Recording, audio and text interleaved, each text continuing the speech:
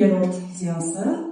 ու լավ եմ զգում ես։ Ես այսօր եւ 3 ճանաչորը արդեն ցավազրկող դերեր չեմ խմում։ Նույնիսկ մոռացել եմ իմ ձեռնափայտը, որոշ ժամանակ որ ցավ չեմ խմում, մոռանում եմ որ ձեռնափայտ ունեմ։ Այն խորը կտամ որ բոլորը ովքեր ունեն 60+ անց հոդերի խնդիր, մկանային խնդիրներ, խորը կտամ անպայման այցելել էքսոմազաժ կլինիկա,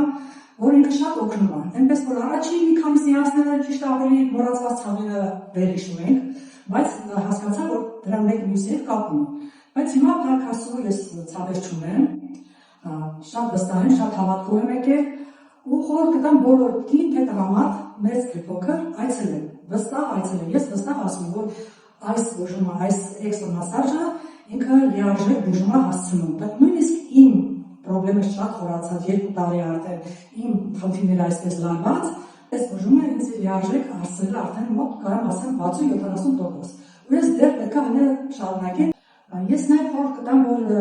այցելուները լինեն համբերատար, չնեղացնեն անձնակազմին, բժիշկների մասնագետներին, որ արդեն 5-րդ, 6-րդ այցն անեն ոչ մի տարբերություն չեք զգում, ոչ, կզգաք տարբերությունը, անպայման կզգաք, թեկուզ 10 մի կուրսը վերջացնեք, անցնեք 2-րդ կուրսի,